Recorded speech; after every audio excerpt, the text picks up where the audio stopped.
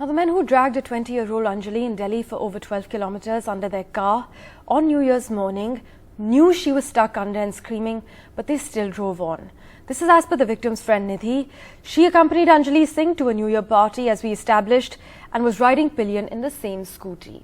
Now, she was with her when the accident happened, and she said that the accused men deliberately ran over Anjali. Now, she too had fallen when the car allegedly hit the Scooty. After seeing Anjali being dragged under the car, Nidhi went back home in shock as she was scared. Now, meanwhile, the 20-year-old Anjali, who was a breadwinner for a family of 8, was cremated last evening amid horror and protests as the city demanded justice. The post-mortem examination has ruled out sexual assault. That was a claim, remember, made by the family, considering that her body was found without any clothes.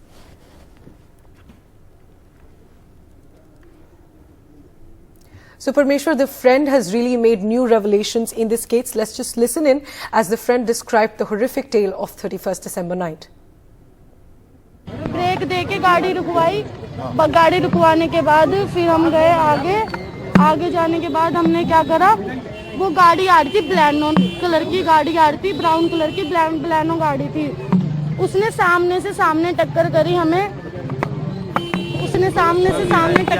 हमें, लड़की गाड़ी के नीचे आ गई।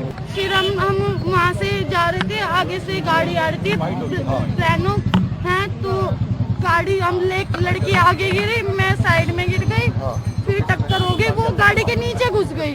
हाँ, लड़कों को पता था कि भाईजान उनके नीचे एक लड़की है। लड़कों ने जानबूझ के इस मौत को अंजाम दिया। उनको पता था, लड़की नीचे से चिल्ला रही थी, मैं होपलेस हो गई थी बहुत ज्यादा, इसलिए मैं घर में चली गई। मैंने किसी को डर के मारे नहीं बताया, मैं किसको बताती, मैंने किसी को नहीं बताया। मैं घर पे चली गई डर के मारे। मैं घर पे जाने के बाद मैं बहुत रोई।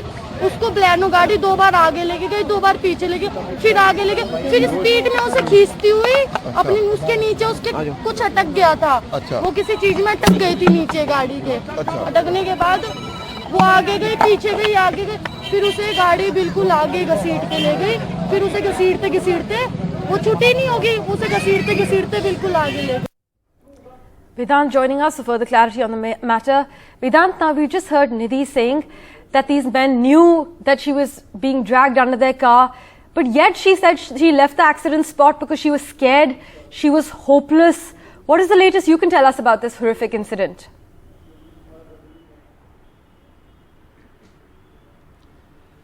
Parmeshwar, remember the police have recorded her statement, and she's now an eyewitness in the case.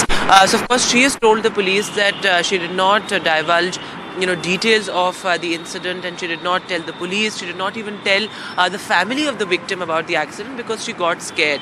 Now remember, the police also said that she sustained minor injuries and she managed to escape from the spot.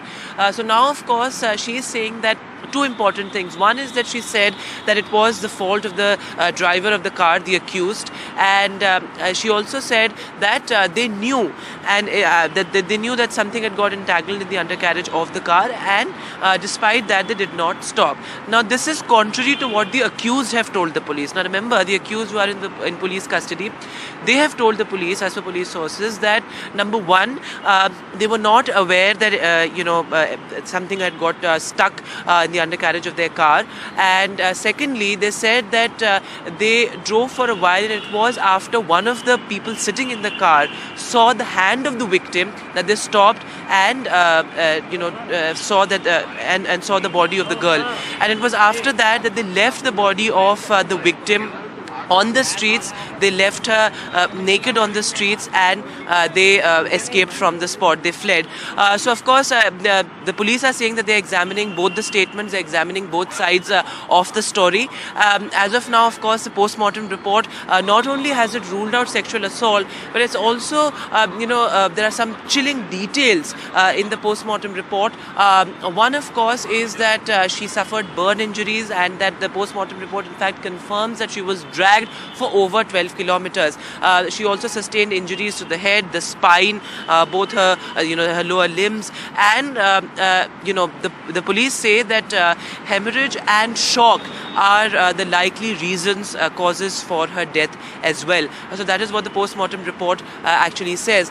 Now remember, the fact of the matter is that a 20-year-old who had her life ahead of her and also a family of 4 to support. She had 2 younger brothers. Remember, she lost her father 8 years ago, and her mother, in fact, is also a kidney patient. So it's really tragic for the family, because the sole breadwinner of the family lost her life. So really tragic for the family. Let's just in fact have a look at what the sequence of events in fact was, and what the predicament of the family actually is. Grief, anger and despair at the last rites of 20-year-old Anjali, the victim in the horrific hit-and-run case in northwest Delhi's Kanjhawala.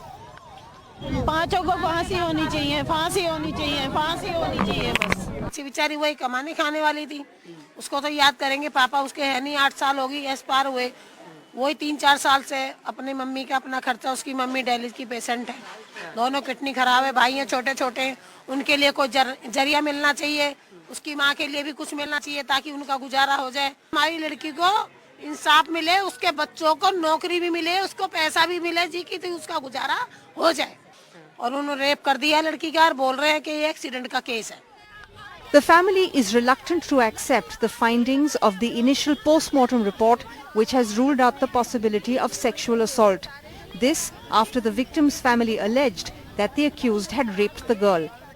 The autopsy report, however, confirms that Anjali was dragged and that injuries on her head and spine were a result of blunt force impact of a vehicular accident, and suggests that she suffered a hemorrhage which is likely to have caused her death. Provisional report के आधार पर जो death है वो antemortem injuries की वजह से हुई है, जिसमें शॉक एंड हेमरेज उसका मेन कारण है। पर कोई ऐसी इंजरी नहीं है जो ये सजेस्ट करती हो कि कोई सेक्सुअल असॉल्ट हुआ है। पोस्टमार्टम की फाइनल रिपोर्ट अभी हमें मिलेगी ड्यू कोर्स में, और अभी इस केस में फर्दर इन्वेस्टिगेशन जारी है। On the night of the accident, the victim was not alone on her scooty, shows this CCTV footage.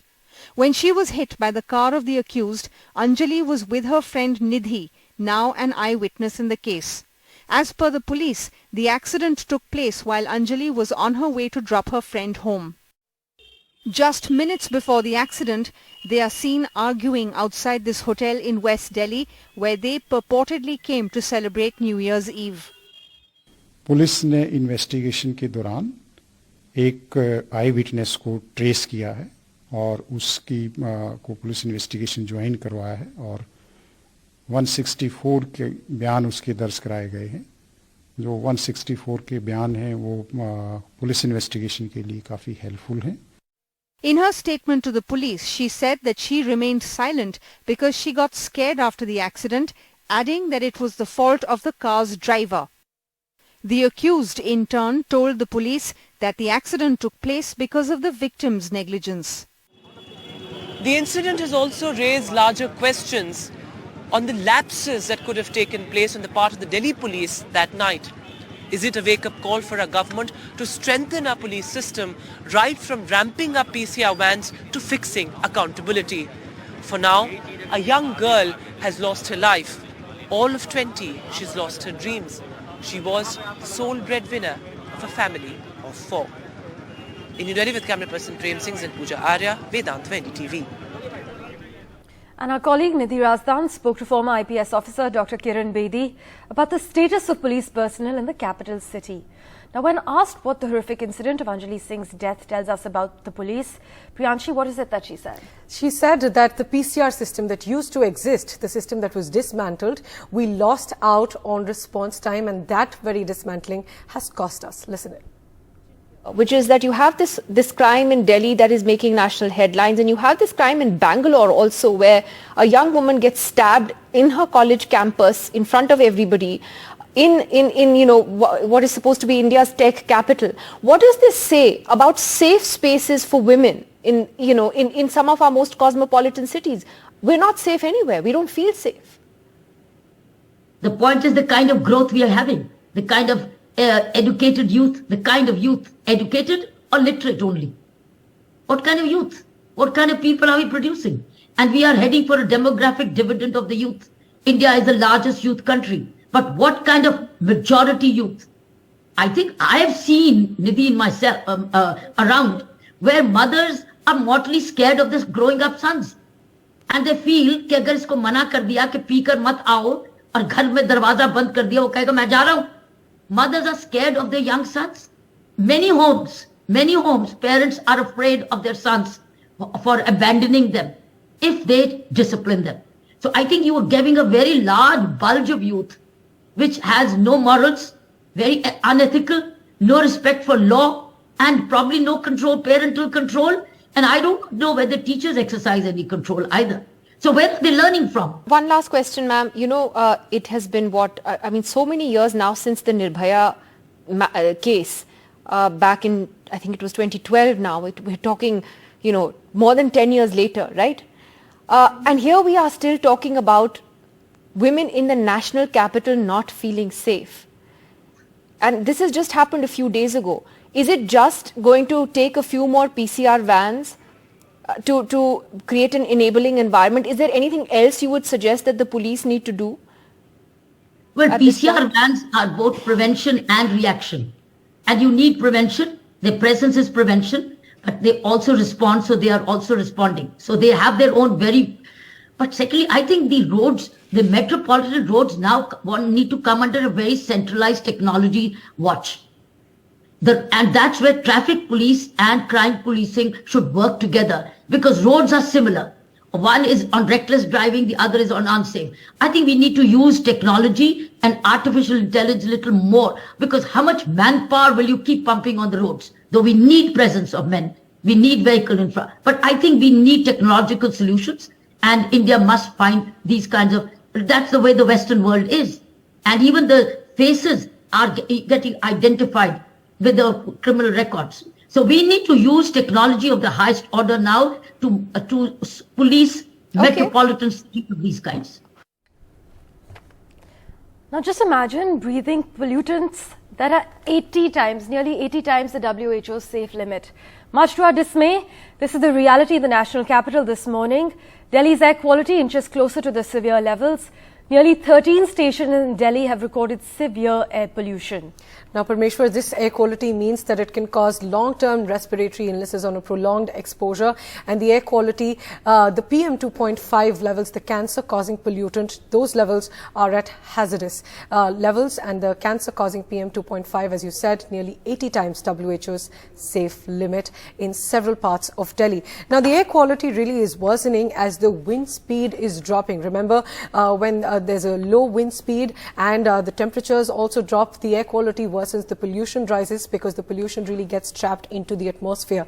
But the Met Department says that the wind speed is likely to pick up from tomorrow and the air quality is likely to improve. But even if it improves from the close to 360 levels, it will still be in the very poor category. Vedant now joining us for more on this. Vedant, take us through the air quality index levels this morning, and is it likely to improve for the days to come?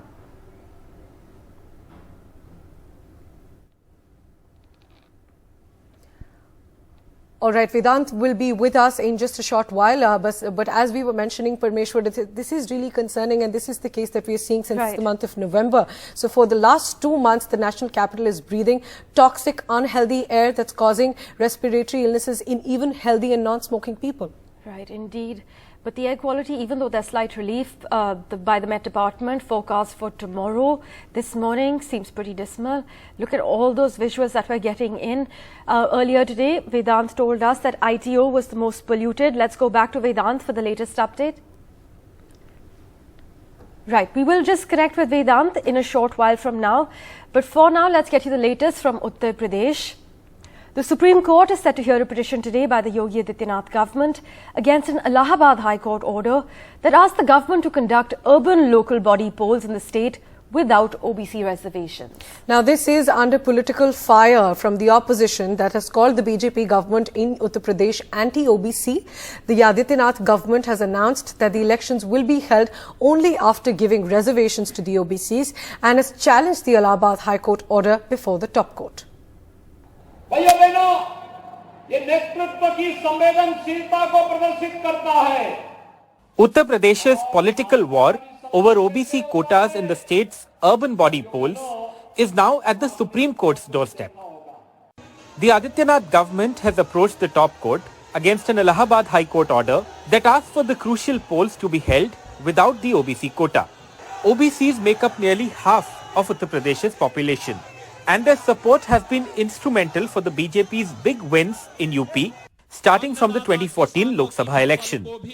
In November 2022, the Adityanath government announced OBC reservations for the urban body polls based on a rapid survey, or in simpler terms, a counting of heads of the OBC population. But last month, the Allahabad High Court ruled the government has not followed guidelines set by the Supreme Court.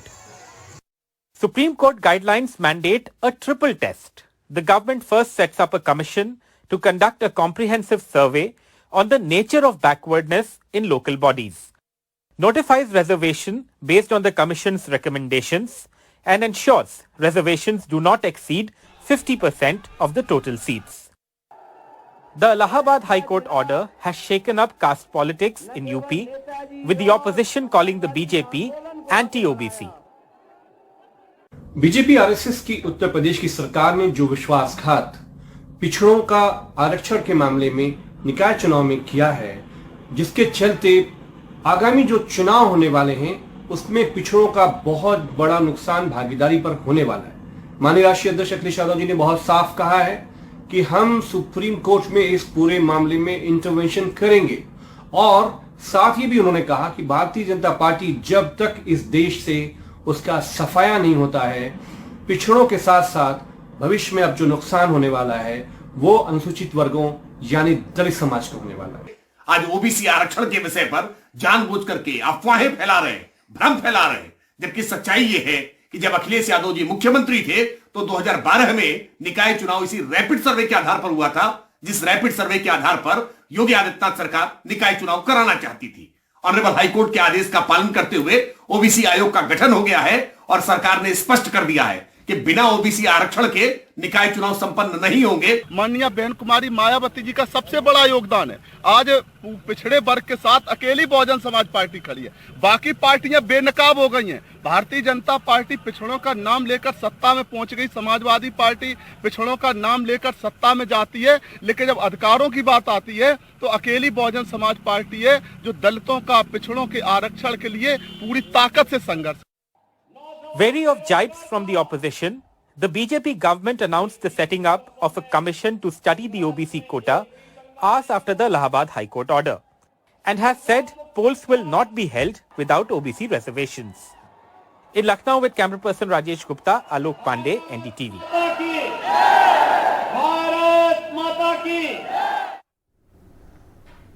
And Rahul Gandhi's Bharat Jodo Yatra resumed yesterday. It's now in its 10th state, Uttar Pradesh. Rahul Gandhi has walked over 3,000 kilometers in this yatra so far. This yatra entered Uttar Pradesh yesterday, and guess who was in attendance? Priyanka Gandhi Vadra just yesterday at noon joined Rahul Gandhi. The sister welcomed her brother and the entire yatra in Uttar Pradesh. Interestingly, but big opposition leaders from Uttar Pradesh are not likely to join Rahul Gandhi for his yatra, including Mayawati and Samajwadi Party's Akhilesh Yadav. Right. For further clarity on the matter, though, we've got Saurabh joining us from the ground in Uttar Pradesh. He's actually in Bagpat. Saurabh, what's the atmosphere like this morning? So, you can see our cameraman Sanjay Kaushik will show you the pictures. It's jam-packed here in West UP's Bagpat, which was the center of farm protest also last year. But unfortunately, a lot of senior farm leaders are not joining. Rakesh Tikait was expected to join, but he is not coming, I have been told. Opposition leaders are skipping this yatra. Jain Chaudhary, this is the heartland of farm protest, farmers, and the land of Chaudhary Charan Singh and Rakesh Tikait. But these leaders are not joining. But the students are there, other leaders of Congress are there. I've joined by Shamina Shafiq, who's senior leader of Congress in Uttar Pradesh. Shamina, lot of crowd, and we see in rallies also, in political rallies, Priyanka Gandhi's rally, Rahul Gandhi's rally, crowd is there. But it doesn't get transferred into the votes. I agree, Saurabh, and this is really very unfortunate because the kind of work, the kind of hard work that Congress leadership and Congress workers put in the state is actually very heartwarming, but unfortunately it doesn't convert into vote. This is what we saw last time also in the assembly elections. But you know what? This is the loss of the UP people. It is a loss of the UP state, and I always say this. It has been almost more than 1-2 generations that UP has not seen what is actual development is, what is good governance. They don't know. These youngsters that you see, they have actually been born and brought up in a state of affair where it's only hooliganism, it's only politics of hatred, and they don't know what is good governance. So it's their loss, it's our loss. Samina, though Salman Khurshid, Rahul Gandhi himself, he had written a letter to Akhilesh Yadav, Mayawati and Jain Chaudhary to join. Yeah. They did not join, though they have been tweeting and extending their best wishes. That question that in 2024 we will see united opposition, that is not happening. It's again very unfortunate, and I feel sorry for the people of Uttar Pradesh and for the people of the country also. If this is the time, if the opposition doesn't unite, then it's not going to work for anyone, because the kind of inflation that we are seeing, the kind of price rise that we are seeing, the kind of hatred politics we are seeing in the state and in the nation is really, really very troublesome. And I think that the kind of letters that the state leadership of different parties have written, they are definitely wanting to support Rahul Gandhi ji. But due to political reasons, they think that Congress, they will not get anything from Congress, and Congress will take votes from them. Yes. Yeah. They know that it's actually the groundwork of Congress party under the leadership of now Priyanka Gandhi ji and Rahul Gandhi ji and Kharge ji. One more question, Shamina. Yeah. Rahul Gandhi has spent more than 10 days in Madhya Pradesh, 15 days in Rajasthan, more than 10 days in Telangana, Karnataka and so on. Why only 3 days in Uttar Pradesh where there are 80 Lok Sabha seats? Akhilesh Yadav is here, Mayawati is there. Apart from that, it is Congress says the tallest leader, Sonia Gandhi's constituency, Raebareli is there. Rahul Gandhi lost from Amethi, but still, why only 3 days to Uttar Pradesh? You know what, it's a very pertinent question. You never forget that this is not a political yatra. This is actually a yatra of joining people. And I'll just complete my question as well. And where you're talking about Bharat Jodo Yatra against communalism, against hatred, and UP has been center of it. Several cases we have seen in Saharanpur, Muzaffarnagar, we have seen in Azamgarh as well. Yeah. But only few districts, 3-4 districts in Uttar Pradesh that touch and go. If you see the map of Bharat Jodo Yatra, the route of the Bharat Jodo Yatra, it's actually starting from Kanyakumari and ending at Kashmir. Now the kind of route that you have to take is actually a straight route. So obviously UP is not crossing. We cannot cross the entire UP. But the next phase, I'm sure, I'm really confident, because Jairam Ramesh has already spoken about the next phase, when it's going to go from east to west. I think UP is going to be covered extensively. So we have heard Shamina Shafiq, senior leader, she was part of NCW as well, but now everybody is saying that this is not a political yatra, but again, it is not just like Rahul Gandhi is going to quit politics, Congress is not going to quit politics, they will not contest. Definitely they are going to contest, but then they know that without opposition unity, they are not going to gain ground in Uttar Pradesh. Right, Saurabh. Thanks very much for joining us with those details. We'll of course track the yatra as it covers Uttar Pradesh. With that, it's time for a very short break for now. On the other side, members of the Jain community are protesting in Mumbai's Azad Maidan. We tell you why in a moment.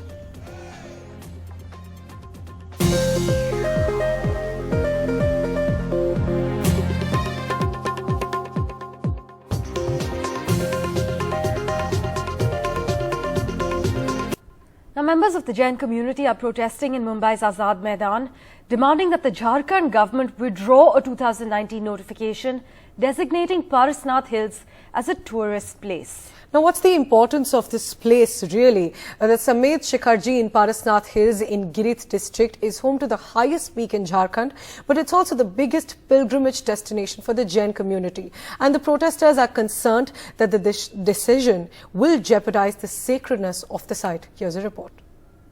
क्या कहेंगे, इतना आक्रोश क्यों है? हमें आक्रोश इसलिए है क्योंकि झारखंड की सरकार ने, जो हेमंत सोरानी जी है, जो सीएम बन चुके हैं, उन्होंने हमारे साथ धोखा किया हुआ है। जो स्थल को तीर्थ स्थल घोषित करना चाहिए उसकी जगह पे वो पर्यटक स्थल घोषित कर रहे हैं। सम्मेद शिखर जी को छोड़ सम्मेद शिखर जी स्थल को घोषित पर्यटन स्थल नहीं करना है, क्योंकि वो आस्था का प्रतीक है। इसलिए हम चाहते हैं, झारखंड की सरकार को हम आवेदन करते हैं, रिक्वेस्ट करते हैं कि उसको पर्यटन स्थल ना बनाए। वहाँ पे मांस, मदिरा, दारू ये सब चीजें हमें नहीं चाहिए। वो हमारी आस्था का प्रतीक है। 24 तीर्थंकर में से 20 तीर्थंकर ऐसे हैं जो वहाँ से मोक्ष गए हैं।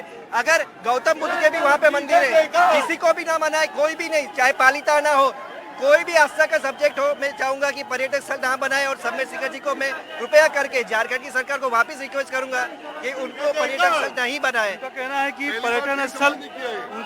कि पर्यटन स्थल बनने के बाद ही वहाँ पे जो जरूरी मूलभूत सुविधाएं चाहिए वो हो सकेगी। वहाँ पे बताओ बाद में दारू मांस सब बिकने लग जाएगा। हम उस पर्वत पे नंगे पांव चलते, इवन पानी भी नहीं पीते। 20 तीर्थंकरों ने मोक्ष प्राप्त किया वहाँ से, वो हमारी जान से प्यारी है। और हमने आज तक जैन समाज ने आज तक कोई ऐसी रैली का आयोजन नहीं किया है। आपके मीडिया वालों को सारों को मालूम है, पहली बार हमारी बहुत शांतिपूर्ण रैली है। कभी भी हमने हिंसा का साथ नहीं किया, हिंसा के हिसाब से हम मोक्ष मिल रहे हैं। हमारी सरकार 2019 से लेके अभी तक किसी ने कुछ भी नहीं बोला, अभी तक न किसी के ऊपर आ रहे हैं।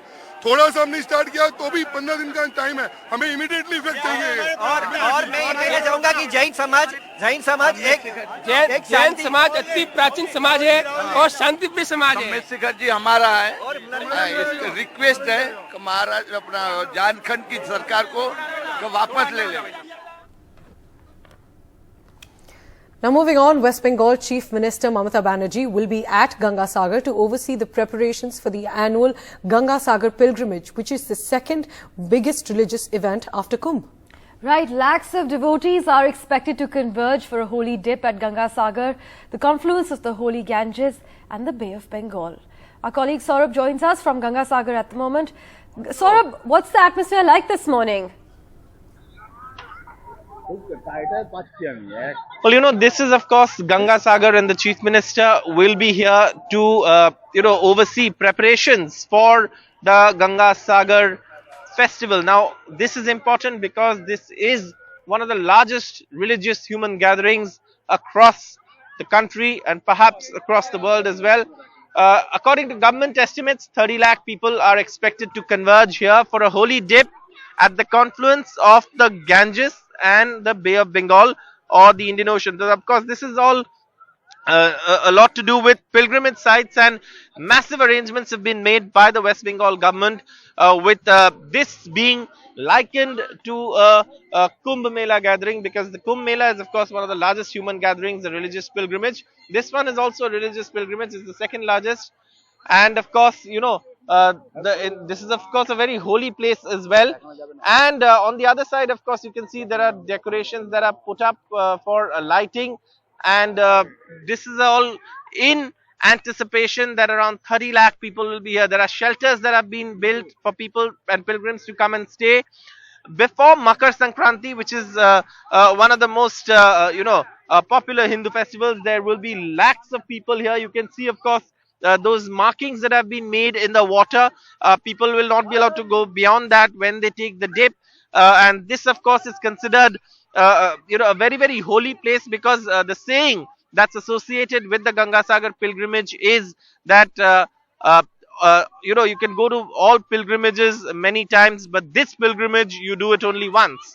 So that's the kind of sanctity that's associated with this place. And of course, the massive arrangements being made, because last 2 years there was the COVID pandemic, and then of course before that there was also the Kumbh is not there this year.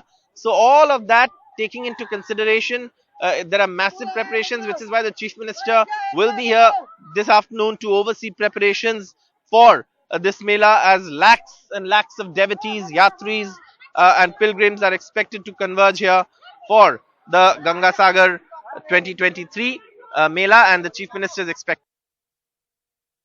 Thank you so much for joining us with the latest from the ground. With that, we're slipping into a very short break. But on the other side, a candle march demanding the justice for the 6 civilians killed by terrorists in Jammu and Kashmir. Stay tuned.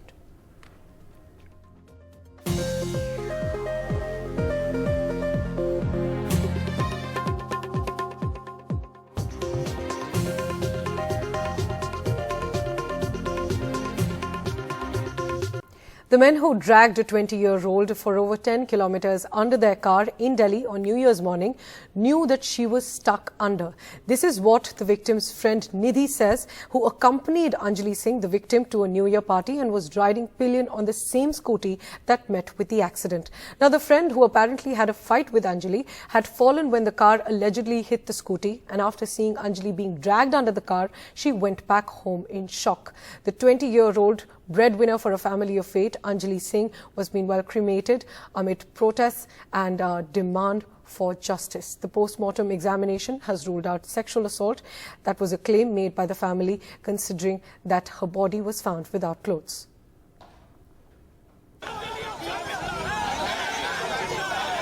Grief, anger and despair at the last rites of 20-year-old Anjali, the victim in the horrific hit-and-run case in northwest Delhi's Kanjhawala. पांचों को फांसी होनी चाहिए, फांसी होनी चाहिए, फांसी होनी चाहिए बस। बेचारी वही कमाने खाने वाली थी, उसको तो याद करेंगे, पापा उसके है नहीं, 8 साल हो गई एक्सपायर हुए, वही 3-4 साल से अपनी मम्मी का अपना खर्चा, उसकी मम्मी डायलिसिस की पेशेंट है, दोनों किडनी खराब है, भाई हैं छोटे छोटे, उनके लिए कोई जरिया मिलना चाहिए, उसकी माँ के लिए भी कुछ मिलना चाहिए ताकि उनका गुजारा हो जाए। हमारी लड़की को इंसाफ मिले, उसके बच्चों को नौकरी भी मिले, उसको पैसा भी मिले, जी की उसका गुजारा हो जाए। और उन्होंने रेप कर दिया लड़की का और बोल रहे हैं कि ये एक्सीडेंट का केस है। The family is reluctant to accept the findings of the initial post-mortem report, which has ruled out the possibility of sexual assault. This after the victim's family alleged that the accused had raped the girl. The autopsy report, however, confirms that Anjali was dragged and that injuries on her head and spine were a result of blunt force impact of a vehicular accident, and suggests that she suffered a hemorrhage which is likely to have caused her death. Provisional report के आधार पर जो death है वो antemortem injuries की वजह से हुई है, जिसमें शॉक एंड हेमरेज उसका मेन कारण है, पर कोई ऐसी इंजरी नहीं है जो ये सजेस्ट करती हो कि कोई सेक्सुअल असॉल्ट हुआ है। पोस्टमार्टम की फाइनल रिपोर्ट अभी हमें मिलेगी ड्यू कोर्स में, और अभी इस केस में फर्दर इन्वेस्टिगेशन जारी है। On the night of the accident, the victim was not alone on her scooty, shows this CCTV footage. When she was hit by the car of the accused, Anjali was with her friend Nidhi, now an eyewitness in the case. As per the police, the accident took place while Anjali was on her way to drop her friend home. Just minutes before the accident, they are seen arguing outside this hotel in West Delhi, where they purportedly came to celebrate New Year's Eve. Police ने investigation के दौरान एक आई witness को trace किया है और उसकी को पुलिस इन्वेस्टिगेशन ज्वाइन करवाया है, और 164 के बयान उसके दर्ज कराए गए हैं। जो 164 के बयान हैं वो पुलिस इन्वेस्टिगेशन के लिए काफ़ी हेल्पफुल हैं। In her statement to the police, she said that she remained silent because she got scared after the accident, adding that it was the fault of the car's driver. The accused, in turn, told the police that the accident took place because of the victim's negligence. The incident has also raised larger questions on the lapses that could have taken place on the part of the Delhi police that night. Is it a wake-up call for our government to strengthen our police system, right from ramping up PCR vans to fixing accountability? For now, a young girl has lost her life. All of 20, she's lost her dreams. She was sole breadwinner of a family of 4. In New Delhi with camera person Prem Singh and Pooja Arya, Vedant for NDTV. In Jammu and Kashmir, several Kashmiri Pandit migrant employees carried out a candle march against the killing of 6 civilians by terrorists in Rajouri. A large crowd also gathered in Dangri village on Tuesday morning to attend the last rites of the 6 civilians killed. Meanwhile, the National Investigation Agency team conducted an investigation at the terror incident spot in the Dangri area of Rajouri.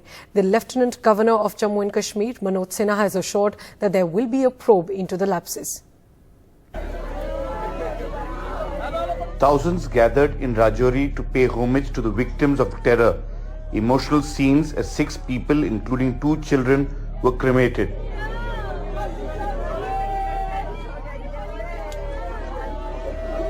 On Sunday evening, 4 people were killed and 9 injured after terrorists targeted 3 Hindu families at Dongri village.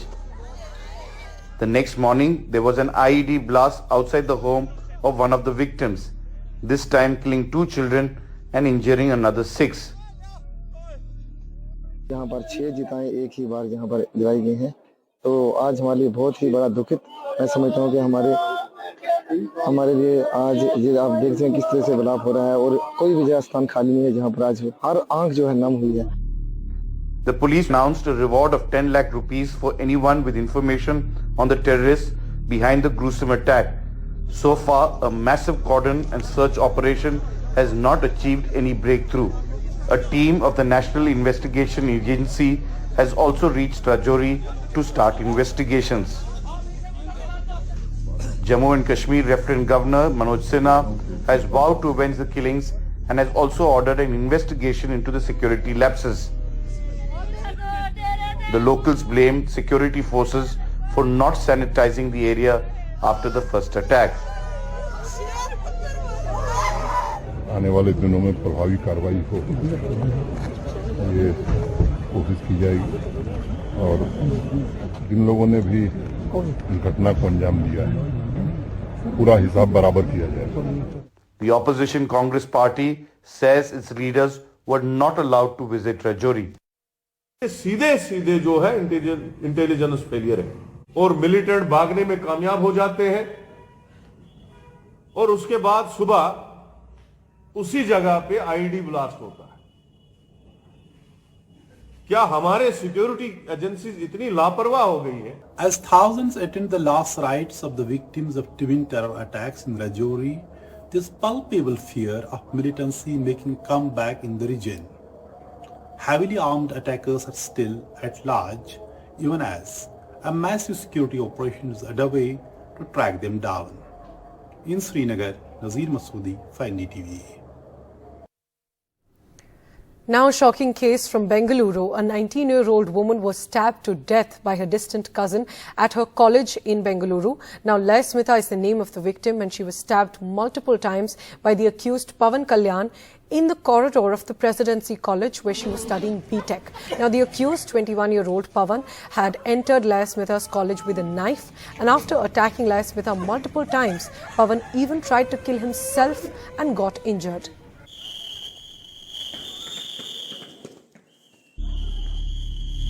"19-year-old Laya Smita, a first-year student of BTech at Presidency College on the outskirts of Bengaluru, stabbed in this corridor outside her classroom by a cousin who was upset because she refused to marry him. While the girl died in hospital, her attacker, 21-year-old Pavan Kalyan, a BCA student in another college, is now fighting for his life in hospital after he tried to stab himself after the attack on his cousin. The police are waiting to question him. What is shocking is how the man from another college entered this university carrying a knife. The university claims to have very tight security, with at least 20 security personnel on campus. Private security agency is there. Some 20 odd security personnel are working inside the campus and in front of the gate also. They are regulating.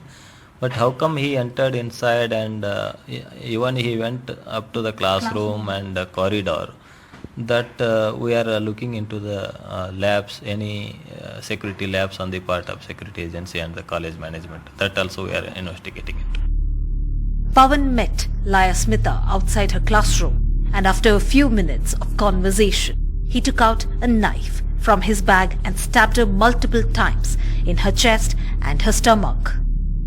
They are distant relatives through his paternal relatives. Her mother, she knew it.